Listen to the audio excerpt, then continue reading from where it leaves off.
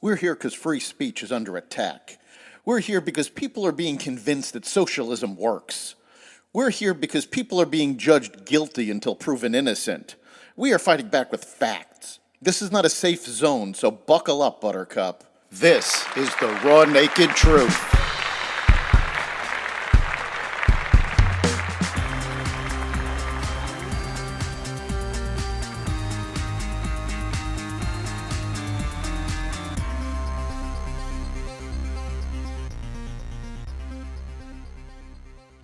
Welcome to the Raw Naked Truth. I'm your host, Eric Lopkin, and here's what's going on today. The Justice Department said Wednesday that it was appealing a Florida federal judge's ruling striking down the Biden administration's mask mandate for people traveling in planes, trains, and buses after the Centers for Disease Control and Prevention said the requirement was still necessary, quote, at this time, unquote, to protect public health. The CDC said the policy was well within the CDC's legal authority to protect public health. DOJ had said a day earlier that it would appeal the ruling if health officials said the mandate was still necessary to curb the spread of the coronavirus. Legal experts said the DOJ had to challenge the order to preserve the CDC's authority to take action against deadly diseases in the future.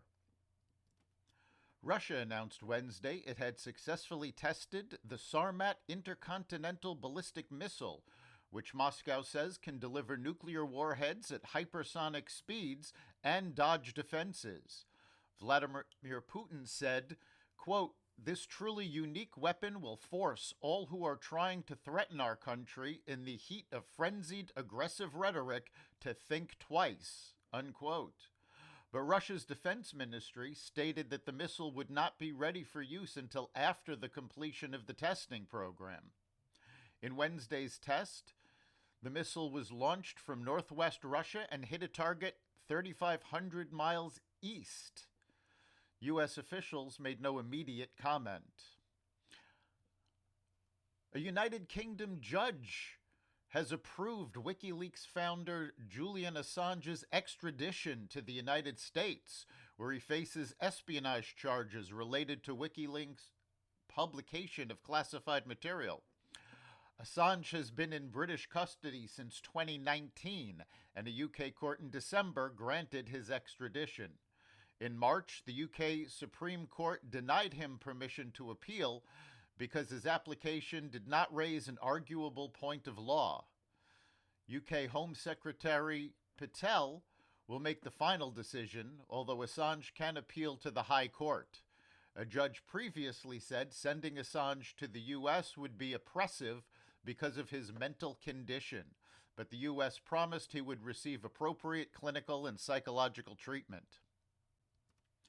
Florida's Senate advanced a bill seeking to eliminate Disney World's special taxing district, which has allowed the theme park to govern its own land. Governor Ron DeSantis pushed the move to dissolve the Reedy Creek Improvement District after Disney publicly pushed for the repeal of the state's parental rights and education law. Senate President Wilton Simpson said Reedy Creek and 5 other special districts targeted in the bill have powers we do not believe they should have in 2022. The special districts were created in the 1960s to boost Florida's economic development. The state house is expected to vote Thursday. Shanghai on Wednesday cleared 4 million more people to leave their homes under relaxed anti-coronavirus restrictions in China's biggest city. Nearly 12 million of the city's 25 million people are permitted outdoors now after the entire city being locked down. The health officials have stated that the virus is under effective control in much of the city for the first time since the start of the current outbreak.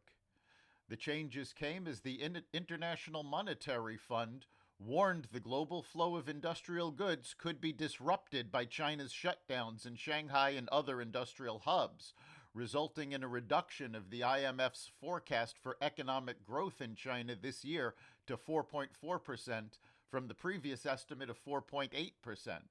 a sharp drop from last year's 8.1% growth.